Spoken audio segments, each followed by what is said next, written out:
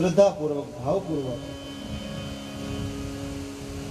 કથા સાંભળવાની આ શ્રોતાના લક્ષણો છે.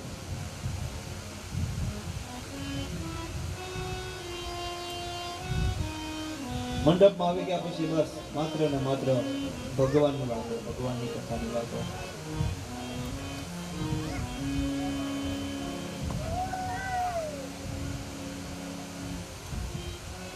સમય મળે, સત્તા મળે, સંપત્તિ મળે અને આપણે અત્યારે બધું મેળવ્યું છે, એનો સદુપયોગ કરવાનો છે. વધારે નહીં પણ 7 કે 8 દિવસ જે કથા છે એટલા દિવસ તો મારા તમારા સાર્થક જવાના. અમે ગમે એટલી કથાઓ કરી, જો કથા અમારા ન ઉતરે તો અમે તમને સમજાવી જ નહીં.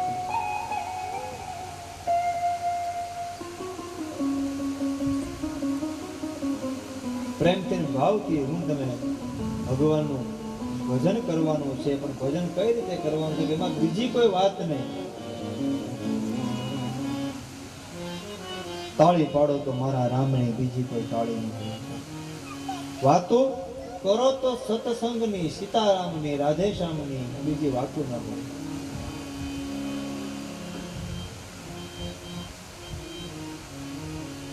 વક્તાના અને શ્રોતાના લક્ષણો બતાવ્યા છે. બીજું આગળ કથામાં એમ કીધું છે કે જેના ઘરની અંદર ભાગવત નથી અથવા ભાગવતજીનો એક શ્લોક જેના ઘરમાં નથી, એ ઘર નહીં, સ્મશાન છે. ભાગવતજીમાં લખેલું છે. જેના ઘરની અંદર ભાગવત નથી અથવા ભાગવતજીનો એક શ્લોક નથી, એ ઘર નહીં પણ સ્મશાન છે.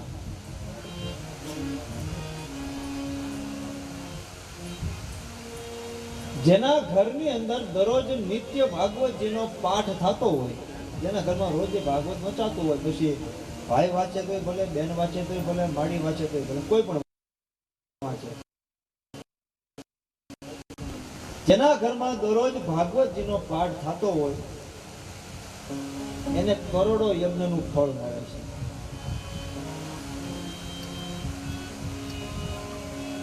અને આપ તો ભાગશાળી છો કે આપને અહીંયા આપના આંગણે પિતૃ મોક્ષાર્થે શ્રીમદ ભાગવત ભાગીરથીનું આવું આયોજન છે.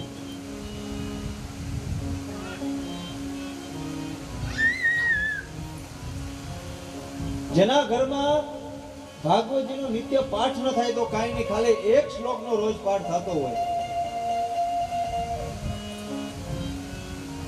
તો એને કપિલા ગાયનું જે દાન આપે એટલું પુણ્ય મળે.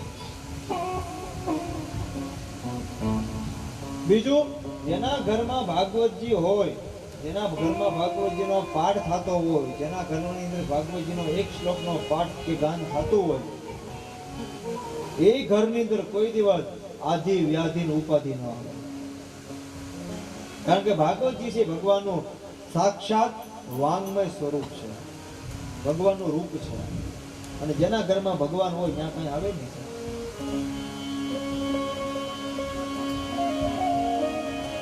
જેના ઘરની અંદર આખો નહીં પણ અડધો શ્લોક બોલાતો હોય, ભગવાન સ્વયં કહે છે કે જેના ઘરમાં ભાગવતજી ન હોય અથવા એક શ્લોક ન હોય પણ અડધો શ્લોક એ જો મારો બોલે તો એ ઘરમાં કોઈ દિવસ કળિયુગનો વાસ થતો નથી.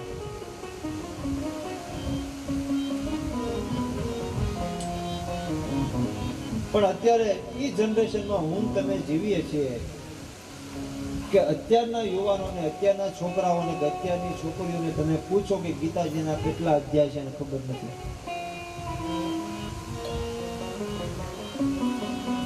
ગીતાજીના કેટલા અધ્યાય છે એ ખબર નથી. બાકી નવું કયું પિક્ચર આવ્યું એ પૂછો એટલે ખબર છે.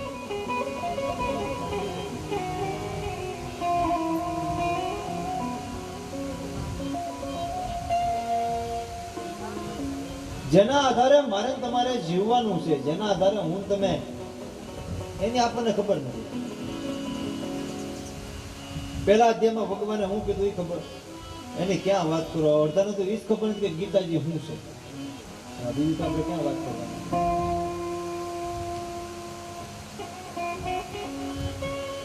જેના આધારે મારા ને તમારા પૂર્વજો જેના રસ્તે હાલતા,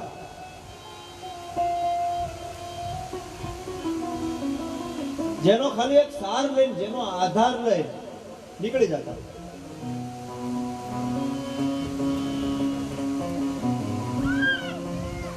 એના વંશમાં આપણે કળયુગ છે નહીં, કળયુગ આપણે લાવીએ છીએ. દરરોજ મારા ને તમારા ઘરમાં ભાગવતજીનો પાઠ થતો હોય, ભગવાનની સેવા પૂજા થતી હોય, કળયુગ શું આવે? ન આવે. ભગવાનની ભક્તિ કરો તો કળયુગ ન આવે.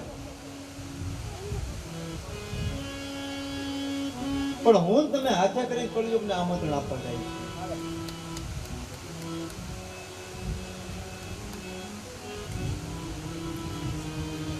સ્વયં ભગવાન કહે છે કે જેના ઘરમાં અડધા શ્લોકનો પાઠ થતો છે એ ઘરમાં ક્યારેય કળયુગનો વાસ નહીં થાય.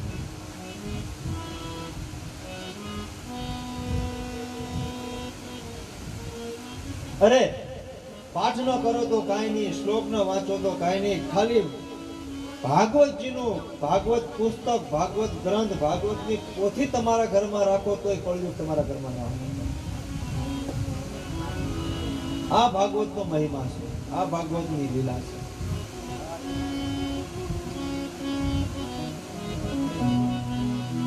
તો મને તમને સમય મળ્યો છે, સત્તા મળી છે, આ સમય ખરેખર ભગવાનનું ભજન કરવાનો છે. કારણ કે જે વાતાવરણમાંથી હું તમે નીકળીએ છીએ, કોરોના મહામારીમાંથી, એમાં ભગવાન સિવાય બીજું કોઈ મને તમને ન પામે. आशिरा इस जहां का मिले ना मिले, मुझको तेरा सहारा सदा चाहिए. બીજો કોઈનો મને આશરો મળે કે ન મળે, હે નાથ, હે પ્રભુ, હે કૃષ્ણ, હે માધવ, મને તારો આશીર્વાદ.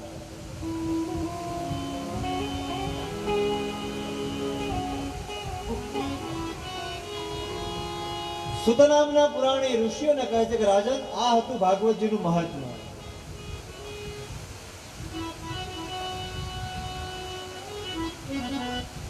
હજી આવી અનેક ભગવાનની કથાઓ છે, અનેક લીલાઓ છે. આ તો મેં તમને ખાલી મહાત્મ્ય સમજાવ્યું છે. એક ઋષિ પ્રશ્ન કરે છે કે પ્રભુ,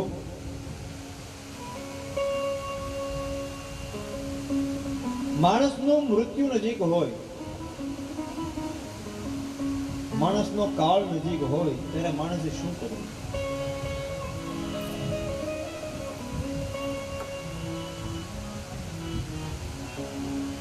રાજા પરીક્ષિતને તો ખબર હતી કે આજથી 7મા દિવસે મારું મૃત્યુ થશે, પણ પ્રભુ બીજા કોઈને તો ખબર ના હોય ને કે ક્યારે મારું મોત છે.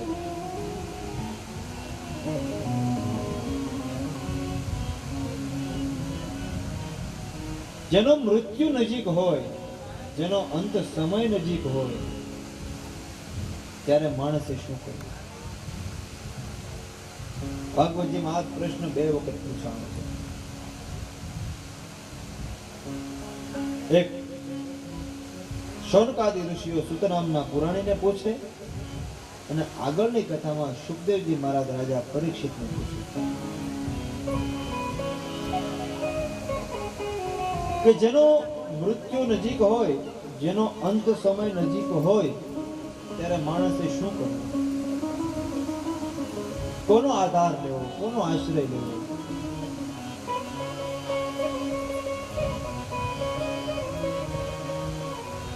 અઢારે 18 પુરાણ તમે વાંચો તો તમને મને એ જાણવા મળે કે જપલે હરિ કા નામ, બસ ભગવાનનું ભજન કરો, ભગવાનનું નામ લો.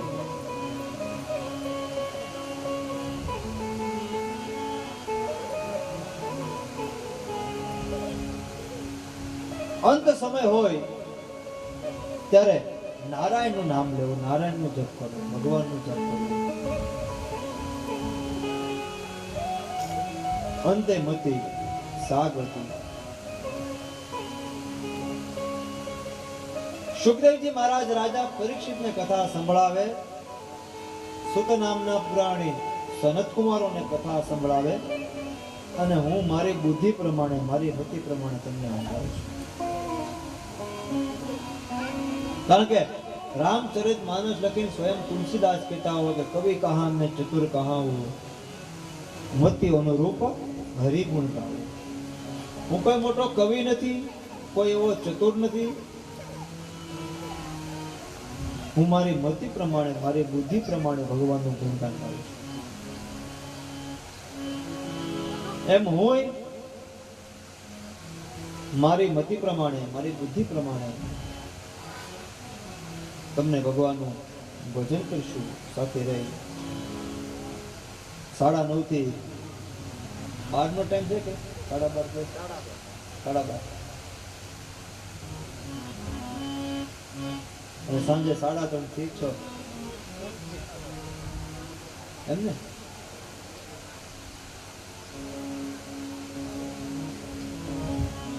તો વક્તાની વ્યાખ્યા બતાવી, શ્રોતાની વ્યાખ્યા બતાવી.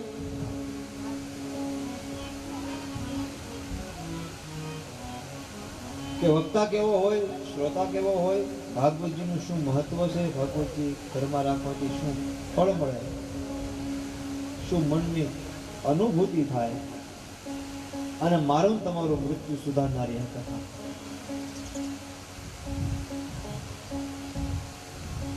કારણ કે રાજા પરીક્ષિત તો ખબર હતી, પણ મને તમને તો ખબર નથી ને કે ક્યારે આપણું મોત છે.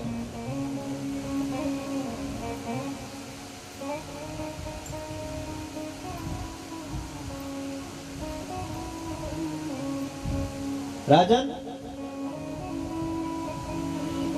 ક્યારે આ દેહમાંથી જીવ નીકળી જાય અને હરિના ધામમાં જાય એ મને તમને ખબર નથી. અને આપણે કવિઓ પણ કીધું છે કે આ કાયામાંથી હંસલો રે ઓ ચિંતાનો ઉડી જાય,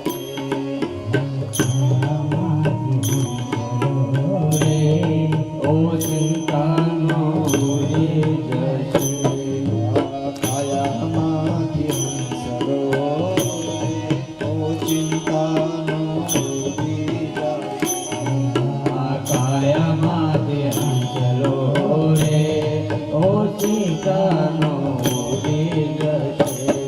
કોણ જાણી શકે કાળને રે સવારે કાલ કેવું થશે, કોણ જાણી શકે કાળને રે સવારે કાલ કેવું થશે, કોણ જાણી શકે કાળને રે સવારે કાલ કેવું થશે, કોણ જાણી શકે કાળને રે સવારે કાલ કેવું થશે.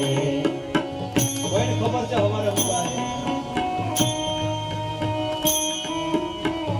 કાલે કદાચ અહીંયા કથા કરવા આવું ના આવું કોને ખબર? ન જાણ્યું જાનકી નાથે કાલે સવારે શું થવાનું. તારા મોટા મોટા બંગલા રે મોટર ને ગાડીમાં, તારા મોટા મોટા બંગલા રે મોટર ને ગાડીમાં, તારા મોટા મોટા બંગલા રે મોટર ને ગાડીમાં, મોટા મોટા બંગલા રે મોટર ને ગાડીમાં. બધી માયા મૂકી મેલી તારી હાથે જવું પડશે,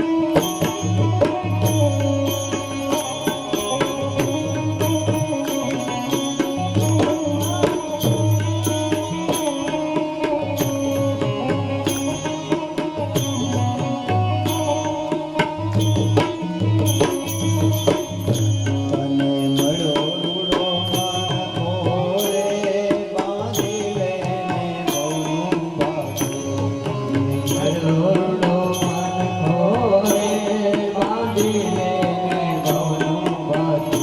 હું તને મળ્યો રૂડો મન ખોરે બાંધીને ભવનું બાજુ. તને મળ્યો રૂડો મન ખોરે બાંધીને ભવનું બાજુ. થાને રામ ભક્ત સાચો રે ફેરો તારો સફળ તારે. સ્થાન રામ ભક્ત સાચો રે ફેરો તારો સફળ જાશે. કોણ જાણી શકે કારણે રે સવારે કાલ કેવું થશે. કોણ જાણી શકે કારણે સવારે કાલ કેવું થશે. આ કાયામાંથી હંસલો રે ઓ ચિંતાનો ભૂલી જશે. આ કાયામાંથી હંસલો રે ચિંતાનો ભૂલી જશે. આ કાયામાંથી હંસલો રે ઓ ચિંતાનો ભૂલી જશે. આ કાયામાંથી હંસલો રે ચિંતાનો ભૂલી જશે. તને મળ્યો રૂડો મન ખોરે બાંધી લેને ભવનું વાતું. મળ્યો રૂડો મન ખોરે બાંધી લેને ભવનું બધું. અને રામ ભક્ત હાચો રે ફેરો તારો સફળ થશે. માને રામ ભક્ત જાસો રે હેરો તારો સફળ થશે. કોણ જાણી શકે કારણે રે સવારે કાલ કેવું થશે. કોણ જાણી શકે કારણે રે સવારે કાલ કેવું થશે. કાલે કેવું થશે મને તમને ખબર નથી.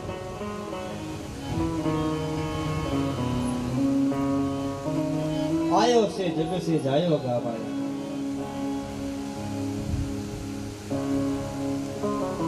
ભાગવતજીનું મહાત્મ્ય મેં તમને સમજાવ્યું. ભક્તિ નારદની કથા સંભળાવી, ગોકર્ણ મહારાજ ધુધુકારીની કથા સંભળાવી. વક્તા શ્રોતા કેવો હોય એ તમને સમજાયું.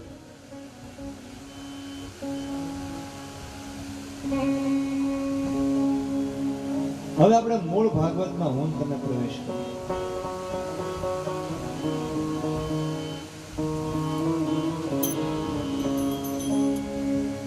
ભાગવતના આરંભમાં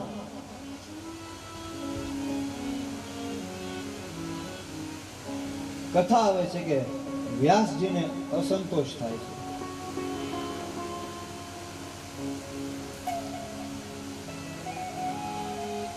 જેણે 17 પુરાણો લખ્યા, વ્યાસજીએ 17 પુરાણો લખ્યા, છતાં એના મનને શાંતિ નથી થતી.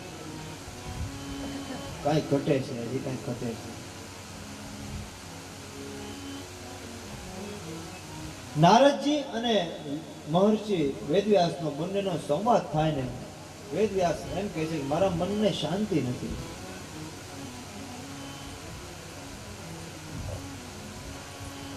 હજી કઈક મારામાં ઘટે છે, મારામાં કઈક ખામી છે. એ નારદ, અને આપ નારદ છો તો આપને દેવર્ષિનું વિરુદ્ધ કઈ રીતે મળ્યો? તમે દેવર્ષિ નારદ કેમ કહેવાના? દેવતાઓ તો અનેક છે, પણ એમાં કોઈને દેવર્ષિનું વિરુદ્ધ લાગ્યું હોય એવું નથી. તમે કેમ દેવર્ષિ નારદ કહેવાના? ત્યારે નારદજી એને કહે છે કે વેદવ્યાસ,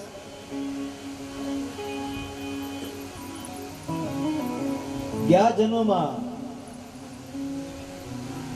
હું એક દાસીનો પુત્ર હતો. મારી માં દાસી હતી.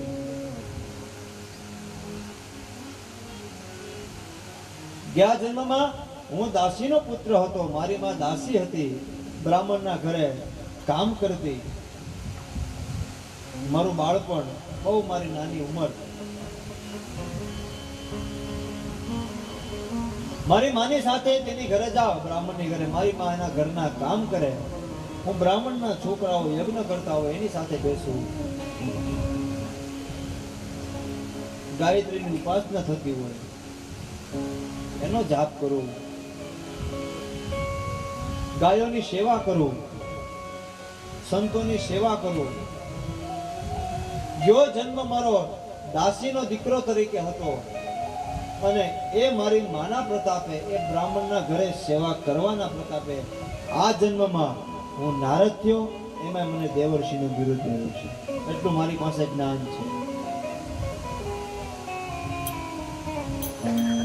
પણ હે વેદવ્યાસ, તમને કેમ અસંતોષ છે?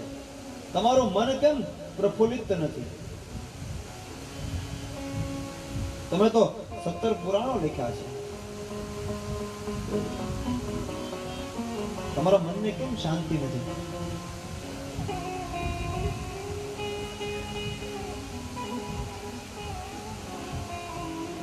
કઈ તમારા મનમાં ઉત્કંઠા હોય તો મને કહો. હા નારદ,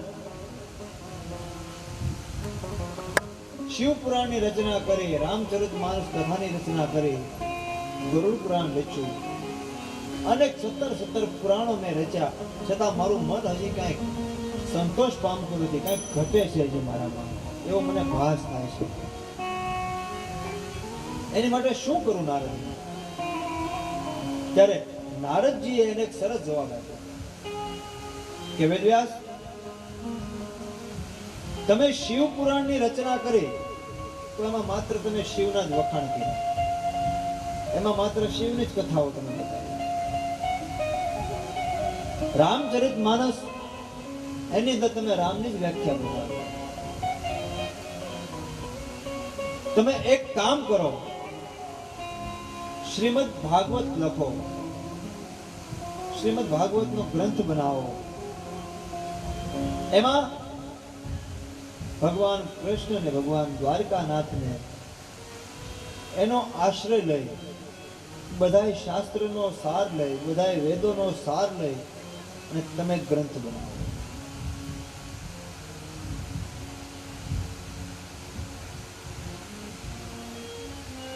અંતે નારદજીની વાત વેદવ્યાસજીએ સાંભળી કે ખરેખર નારદ, તમારી વાત સત્ય છે.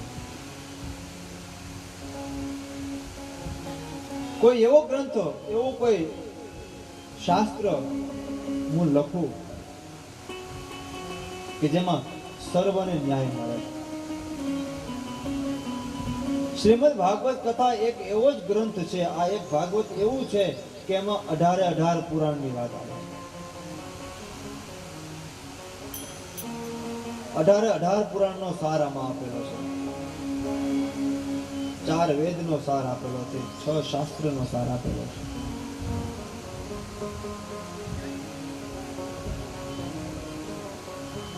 હા નારદજી, હું લખું તો કઈ રીતે લખું, શું લખું, ક્યાંથી આરંભ કરું, ક્યાં પૂર્ણ વિરામ કરું?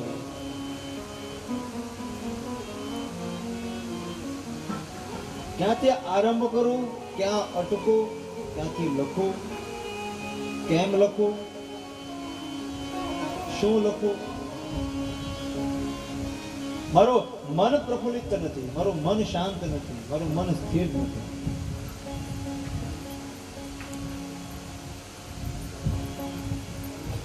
આમ મારે નારદજી શું લખવું, કઈ રીતે મારે આરંભ કરવો?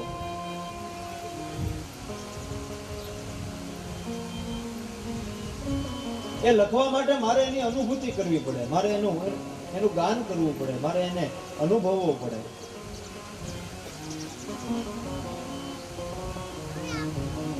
કોઈ પણ વસ્તુ આપણે, કોઈ પુસ્તક કે કોઈ વાર્તા કે કોઈ કવિતા, અથવા તો આપણે કોઈને કઈ વાત કેવી હોય તો એનો આપણે પેલા અનુભવ કરવો પડે.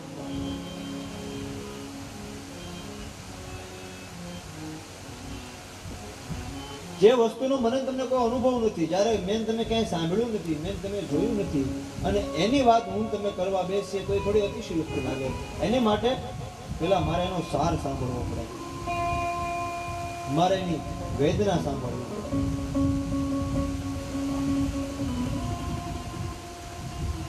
કઈ રીતે લખવું, કોનો આશ્રય લઈને લખવું? નારદ, કહેવું સહેલું છે, કરવું બહુ અઘરું છે. સલાહ દેવી સહેલી છે, સલાહ લેવી આપણે અઘરી છે.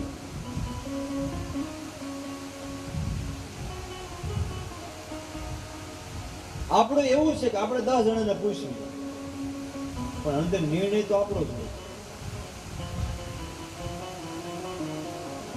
આપણે પૂછીએ બધાને 100% કે અમારે આમ કરવું છે, આનું કેમ કરાય? એ 10 માંથી 9 જણાનો મત અલગ પડે. અંતે નિર્ણય તો આપણો જ હોય. ક્યાં આધારે હું લખું? મારે કોઈ એની એવી અનુભૂતિ કરવી પડે, મારે એવું એનું કોઈ જાણવું પડે, મારે એના શાસ્ત્ર વિશે કઈ સમજવું પડે.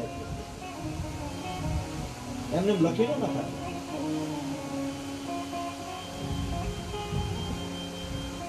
અને મારે તો 1-2 હાથ જોડીને તમને બધાને એ જ કહેવું છે કે તમે આધાર લ્યો તો બસ આપણા શાસ્ત્રનો આધાર લઈ. આપણે તો લેજો, પણ આપણે આવનારી પેઢીઓને કહેજો. કારણ કે કળિયુગની અત્યારે એવી વાસ્તવિકતા થઈ ગઈ છે કે દિવસ ઉગે અને નવા ભગવાન ને નવા માતાજી માર્કેટમાં આવે.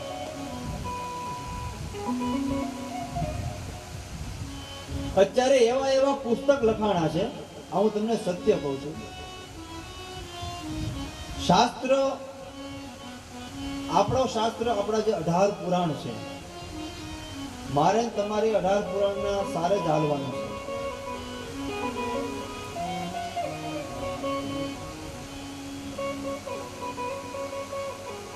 અત્યારે એવા પુસ્તકો લખાણા છે માર્કેટમાં, મને કોઈ સંપ્રદાયનું નામ નથી લેવું, આપણે કોઈનો વિવાદ કે વિરોધ કરવો નથી.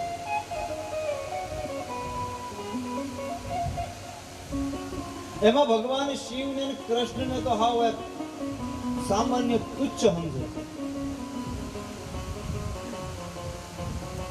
બસ એમાં એના મોટા, આપણે મહાદેવ નાનો, કૃષ્ણ નાના, રામ નાના.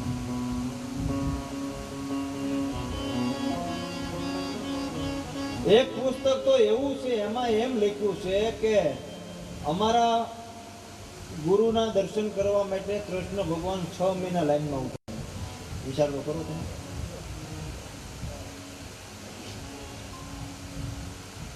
અમારા દર્શન કરવા માટે ભગવાન કૃષ્ણ લાઈનમાં ઉભા રહ્યા.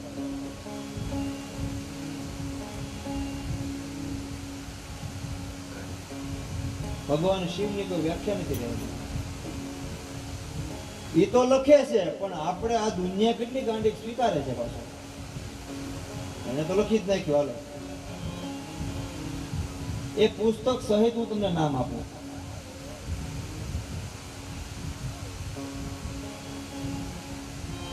એમાં ભગવાન કૃષ્ણની એટલી આલોચના કરી છે કે એની તમે વાત જવા દો.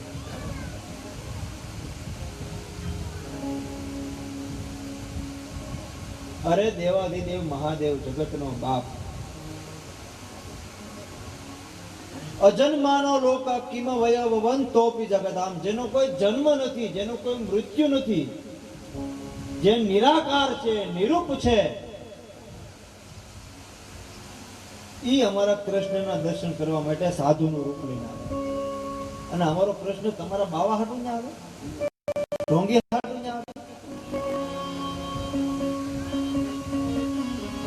આવી આલોચનાઓ થાય છે. એટલે હું મારી એક વિનંતી છે કે આ શાસ્ત્ર કદાચ તમે ન વાંચી શકો તો કાંઈ નહીં, ખાલી રામનું નામ લેજો, બાકી બીજી કોઈ પીડામાં પડતા નહીં,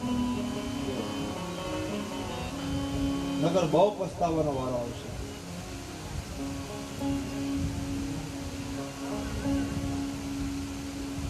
હિન્દુ ધર્મની અંદર 4 વેદ, શાસ્ત્ર, 18 પુરાણ અને 16 ઉપનિષદ. હવે એટલો આધાર આપણી પાસે છે. ભગવાન વિષ્ણુના 23 અવતારો આપણી પાસે છે. 24મો અવતાર બાકી છે.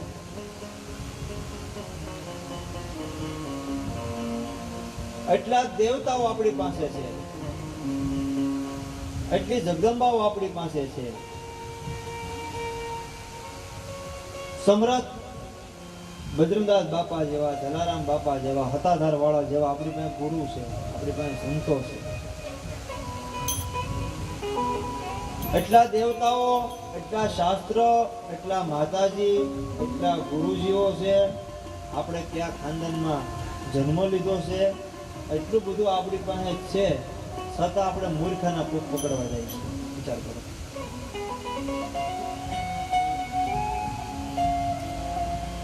એટલે મારી એટલી વિનંતી છે કે બસ આપણા શાસ્ત્રનો આધાર લેજો, બીજો કોઈ આધાર બને ત્યાં સુધી ન લેવો. શ્રીમદ ભાગવત કથાનો બીજા દિવસનો પ્રારંભ થયો. મેં તમને મહત્વ સમજાવ્યું. ભાગવતની અંદર પ્રવેશ કરીએ. ભાગવતજીની રચના કઈ રીતે થઈ, કોણે કરી, કોણે લખ્યું, કોણે બોલ્યું, કોણે સાંભળ્યું, એ બધી કથા તમને બપોર પછી. અત્યારે આપણે કથાને વિરામ આપવો છે. આવો એ પેલા 2 મિનિટ હરે રામ રામ સીતારામ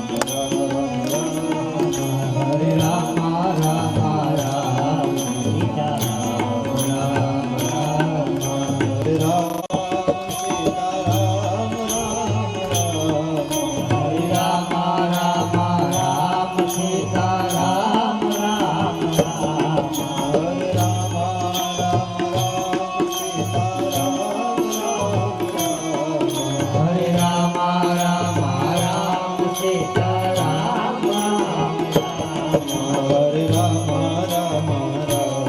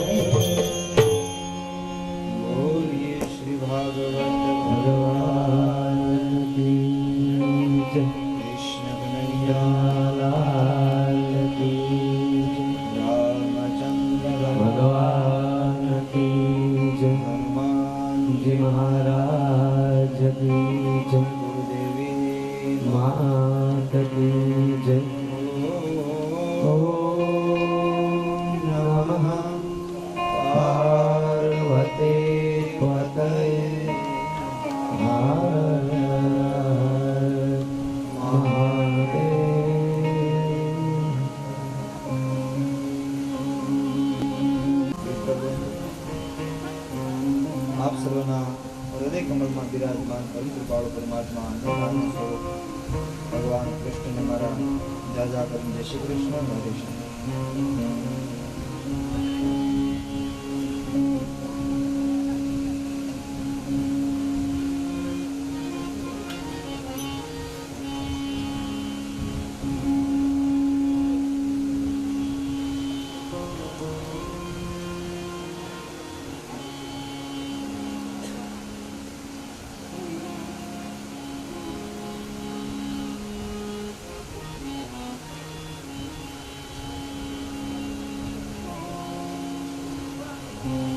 श्रीमद् भागवत कथा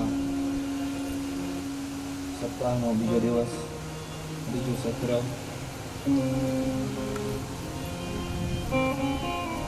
આવો આ મંગળ ગાથામાં હું તમે પ્રવેશ કરીએ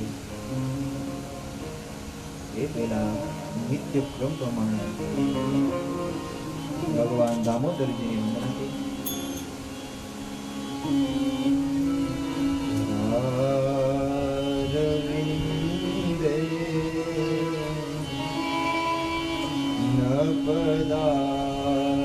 पदारविन्दं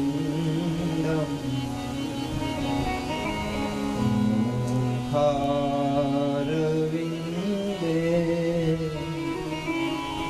विनवेशन्तं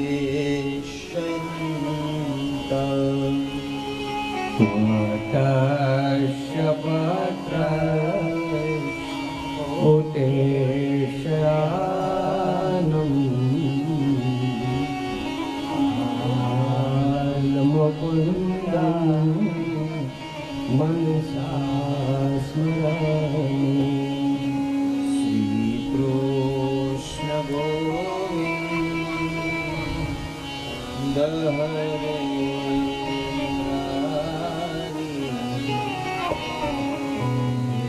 नाथ नारायण वासुदेव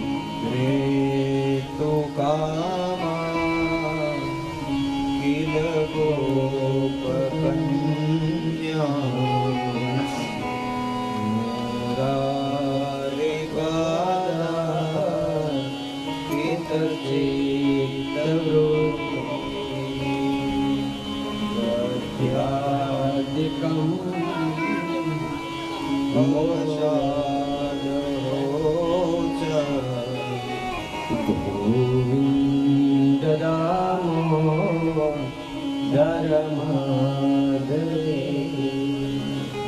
હે ગુહે ગો ભવદૂપદં સર્વે મિલિત્વા સમવાપ્ય યોગમ પુરાણનામા નિપઠન્તિ નિત્યં ગોવિંદ રામો ધર્માધરેતિ સુખાવસાને સુખં શયાનં નિલયે નિજેતે નામાનિ વિષ્ણુ પ્રદવન્તિ મર્ત્યા નિત્યં સન્મયન્તા ગોવિંદ દામો ધર્માધરેતિ જીવે સદેવં ભજ સુંદરાણી નામાનિ કૃષ્ણ મનોહરાણી સમસ્ત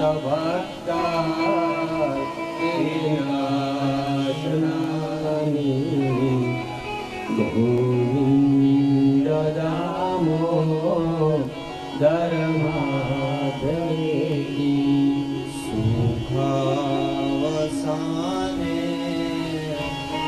ઇદમેવ સારં સુખાવસાને ઇદમેવ ગેયં આવસાને ઇદમેવ જાપ્યં ગોવિંદ દામો ધર્માધરેતિ કૃષ્ણ રાધા વર ગોકુલેશં ગોપાલ ગોવર ધર્નાધવેશં જીગવે પિપાસ્વા મૃતમેતદેવં ગોવિંદ દામો ધર્માધરેતિ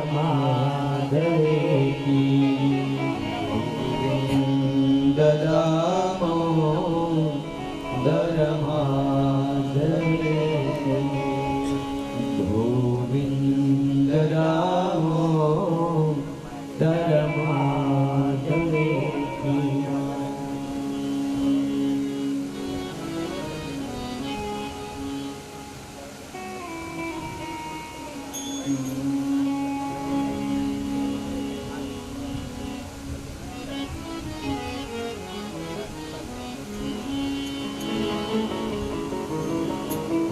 શ્રીમદ ભાગવત કથા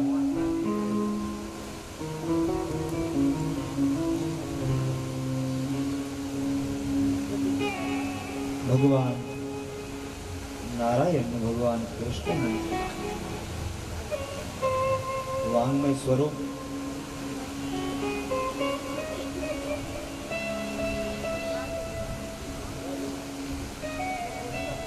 ભાગવત ભાગીરથી ગંગા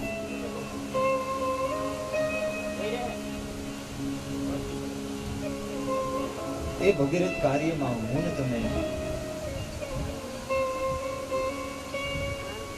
આજે 2 દિવસથી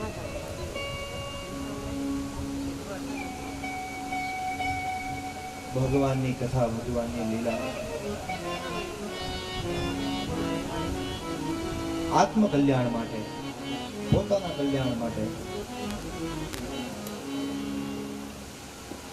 આપણા જીવના કલ્યાણ માટે, આપણા પિતૃના કલ્યાણ માટે આ કાર્યમાં હું તમે બેઠા છું. આ દુનિયામાં માણસ સ્વાર્થ વગર કઈ કરતો નથી. અજગર કરે ને ચાકરી, પંછી કરે ને કામ. અજગર કરે ને ચાકરી, પંછી કરે ને કામ. આ દુનિયામાં કોઈ માણસ પોતાના સ્વાર્થ સિવાય કોઈ કાર્ય કરતો નથી.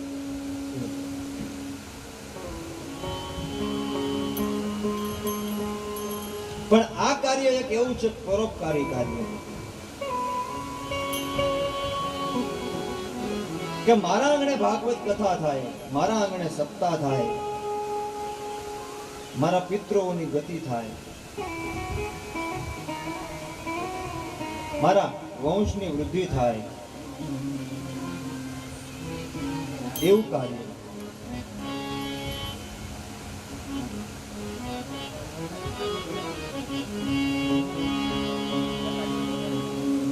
પોતાના કુળને તારવા માટે, પોતાના પિતૃઓને તારવા માટે એક મનમાં સંકલ્પ કરે કે મારે આંગણે ભાગવત કથા કરવી છે.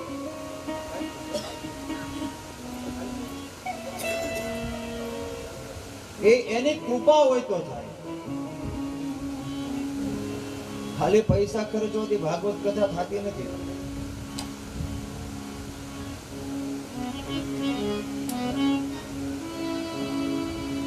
એ તો એની કૃપા હોય તો કાર્ય થાય. કૃપા એટલે કોની? કે જેના માટે હું તમે બેઠા છીએ એની કૃપા. અને હું તમે જાણીએ છીએ કે અત્યારે મોટા મોટા મંદિરો બંધ છે, બધી કથાઓ બંધ છે, માણસ પોતાના ઘરની બહાર જતા બીવે છે. એ વાતાવરણમાં હું તમે અત્યારે ભગવાનનો આશ્રય લઈને બેઠા છીએ, ભગવાનનું ભજન કરવા બેઠા છીએ.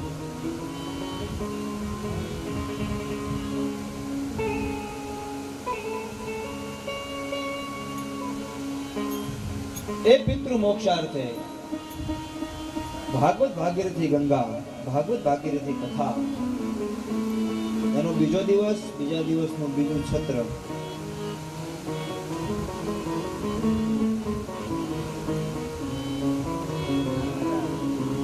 સવારની કથામાં ભાગવતજીનું મહત્વ મેં તમે જાણ્યું.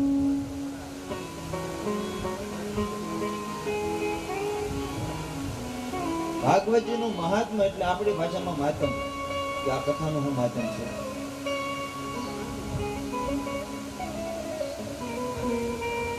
કોઈ પણ ગ્રંથ વાંચવો હોય, કોઈ પુસ્તક વાંચવું હોય તો પહેલા એનું માતમ વાંચવું પડે, મહત્વ વાંચવું પડે.